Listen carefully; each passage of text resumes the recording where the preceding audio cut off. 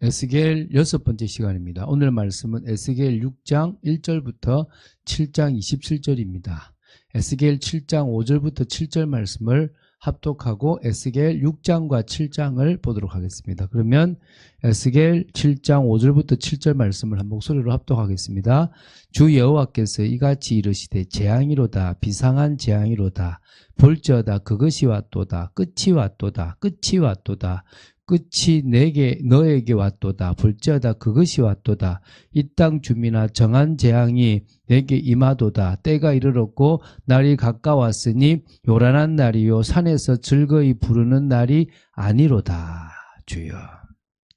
자, 에스겔서 제2부를 보고 있습니다. 에스겔 3장 16절부터 32장 32절까지죠. 그 중에서 3장 16절부터 24장 27절까지를 제2부의 전반부라고 해서 유다에 대한, 다시 이스라엘 백성에 대한 심판을 예언한 거라고 보시면 됩니다. 자, 오늘 보게 될 부분은 그 중에서 6장 1절부터 7장 27절 6장과 7장인데요. 이스라엘 백성들의 대표적 범죄가 결국은 우상숭배입니다. 그것을 지적했고요.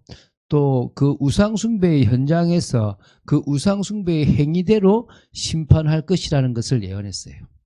그래서 이것을 좀 세 단락으로 나누어서 우리가 좀 볼 건데요. 이게 BC 593년 4월 12일에 받은 계시 내용입니다. 우리가 앞에서 계속 지금 그 계시를 보고 있거든요. 자, 그러면은 첫 번째 단락은 6장 1절부터 14절입니다.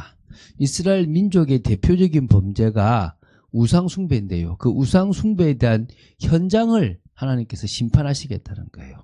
그래서 1절부터 7절 보면요. 이스라엘 민족, 다시 유다가 우상숭배의 현장으로 이렇게 사용했던 곳이 바로 산당이에요. 산이죠, 산. 그래서 산당을 심판하고 멸할 것임을 이제 선언하는 것을 통해서요. 이스라엘 백성들의 우상숭배 행위를 심판하실 거라는 거예요. 이게 지금 1절부터 7절이잖아요. 이 우상숭배의 현장을 심판하시겠다라고 말씀하시면서 하나님께서 산을 향하여 명하라는 거예요. 왜 산을 향하여 명합니까? 산당이 산에 있는 겁니다. 그래서 이스라엘 산은 우상숭배의 온상인 거예요. 사실은 이스라엘 백성이 산을 바라보면서 여호와를 생각해야 되는데 그 여호와를 생각하지 않고 오히려 우상을 숭배하는 곳인 거예요. 산당들이 세워진 곳이 산이고 거기에서 음행이 자행되는 푸른 나무들이 세워진 곳이 바로 이 산이라는 거예요. 그러니까 푸른 나무라고 하는 것은 이 혼음 종교라고 해서 막 진짜 섹스가 같이 막 있는 그런 곳을 말하는 거예요. 한마디로 산은 하나님 보시길 땐 죄악의 소굴이란 거예요. 그래서 3절 이하에 보면 그들의 죄악됨을 낱낱이 고발하며 그로 인해서 이 말 심판을 분명히 선언하신 거예요. 산들에 있는 산당을 멸하겠다고.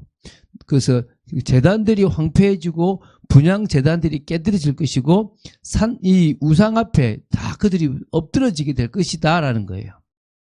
이스라엘 자손들이 죽음을 당한 후에 무덤에 묻혀야 되는데 무덤에 묻히는 게 아니라 오히려 시체와 뼈가 그들이 우상 숭배하던 우상과 제단 앞에 버려질 거라는 거예요. 어느 정도 심판하느냐 6절에 모든 성읍이 사막이 되게 할 거고 산당을 황폐하게 할 거라는 겁니다. 그래서 결국 7절에 모든 사람들이 여호와인 줄을 알게 하겠다는 거예요. 자, 이제 8절부터 10절인데요. 이 8절부터 그 9절은 우상을 숭배한 이스라엘과 예루살렘을 심판하여 멸하시는 중에 그 일부를 남겨두셔가지고 이방의 포로로 잡혀가게 하실 것이고 그들이 포로 중에 하나님과 자신들의 가증한 우상 숭배의 죄악을 기억하고 회개하여 돌아서게 될 것이다 라는 겁니다. 그래서 하나님께서는 정말 가증하게 여기시는 것이 있습니다. 그게 뭡니까? 우상입니다. 근데 이렇게 나와요. 뭐라 나오냐면 그 9절에 음란한 마음으로 나를 떠나고 음란한 눈으로 우상을 섬겨 나를 근심하게 한 것을 기억하고 우리가 눈으로 범죄하는 부분들이 저도 이렇게 보면서 찔리던데 그게 하나님 앞에 가증하게 되는 겁니다. 그래서 결국 앞에서는 뭘 심판한다고 했죠? 산을 심판하면 두 번째는 예루살렘을 심판하시겠다는 거예요. 그게 이제 바로 8절부터 10절입니다. 이스라엘의 하나님께서 예루살렘을 심판해서 당신이 여호와인 것을 알게 하겠다는 거예요. 하나님의 말씀은 헛되지 않는다라고 얘기하는 거예요. 그 다음에 세 번째는요. 그래서 그 심판하는 방법이 이제 11절부터 14절에 일단 나오는데요. 이 1절하고 7절하고 같이 좀 연결되는 부분입니다. 가증한 우상숭배를 행한 이스라엘 족속을 칼과 기근과 전염병으로 철저하게 심판하시겠다는 겁니다. 그래서 12절에 먼 데 있는 자는 전염병에 죽고 가까운 데 있는 자는 칼에 엎드러지고 남아있어 에워싸인 자는 기근에 죽으리라. 결국은요. 결국 심판하시겠다는 거예요. 전염병에 죽고 칼에 죽고 기근에 죽고. 그래서 결국은요. 그 심판으로 말미암아 죽음을 당한 시체들이 우상숭배 현장에 있게 될 거란 겁니다. 그래서 13절 보면 그 죽임 당한 시체들이 그 우상들 사이에 제단 사방에 각 높은 고개 위에 모든 산 꼭대기에 모든 푸른 나무 아래에요. 무성한 상수리 나무 아래 곧 그 우상에게 분향하던 곳에 있겠다는 거예요. 그래서 내가 여호와인 줄을 너희가 알리라. 여호와 하나님이 참 하나님인 것을 알게 하겠다는 거예요. 그래서 내 손을 그들의 위에 펴서 그가 사는 온 땅 곧 광야에서부터 디블라까지 황량하고 황폐하게 하리니. 다시 말하면 남유다가 사는 우상 숭배한 모든 현장을 다 황폐하게 만들어 버리겠다는 거예요.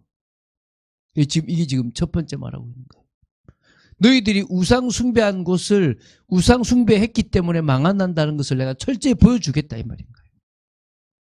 두 번째입니다. 자, 이제 7장 1절부터 13절인데요.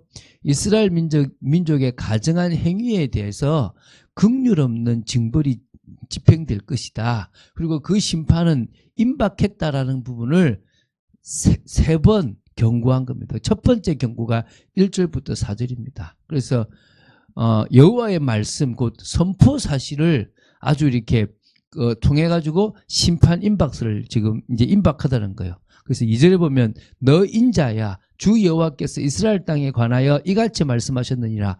끝났도다. 이 땅 사방의 일이 끝났도다.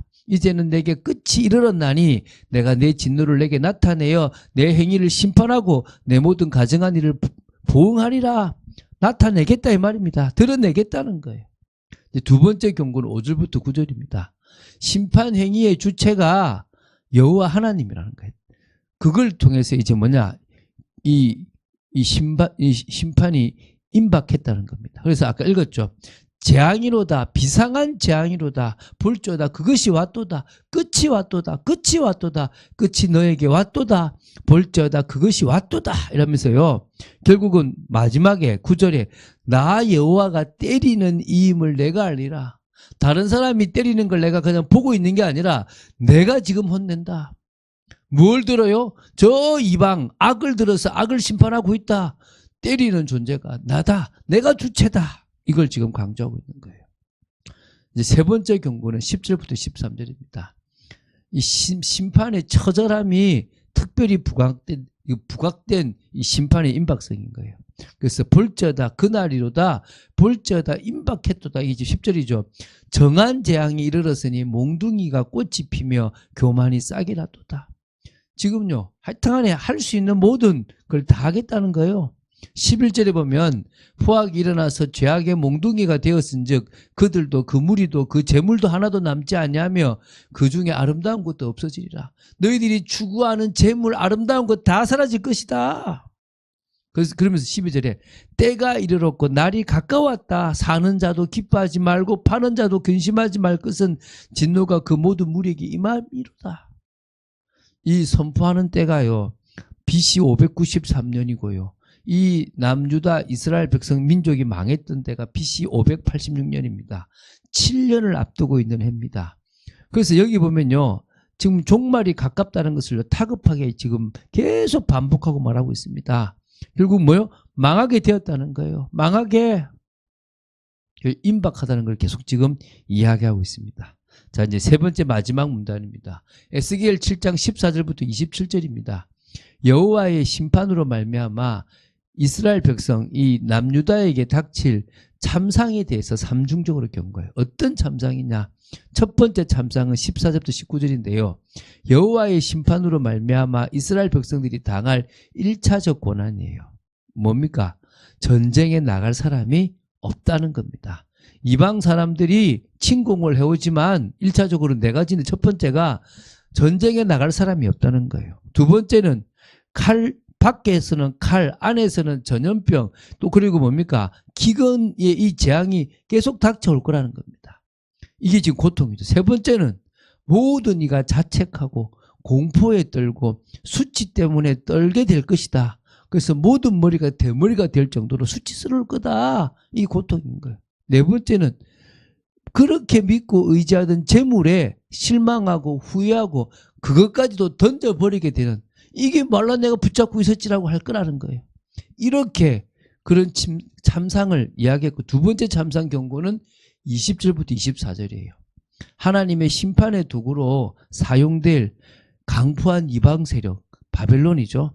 그 세력에 의해서 백성들이 약탈을 당하고 예루살렘 성전이 모독을 당할 것이라는 거예요. 특별히 하나님께서는요, 이스라엘 백성들이 약탈을 당하고 성전이 모독당하는 이유로 여전히 뭡니까? 재물로 말미암아 사치하고 교만에 빠지고 우상을 만들었다. 우상 숭배, 사치, 교만. 그래서 성전을 그들 스스로 더럽혔기 때문에 그들이 지금 약탈당하고 고통받는다는 거예요. 그리고 이제 마지막 참상의 경고는 25절부터 27절입니다. 하나님의 심판으로 말미암아 평강과 모든 영적 은혜를 상실해버리고, 그렇죠, 포로로 가면 자신들의 행위에 따른 징벌을 당한 이후에 가서야 뒤늦게 때늦은 각성을 하게 될 것이다. 잘못했구나.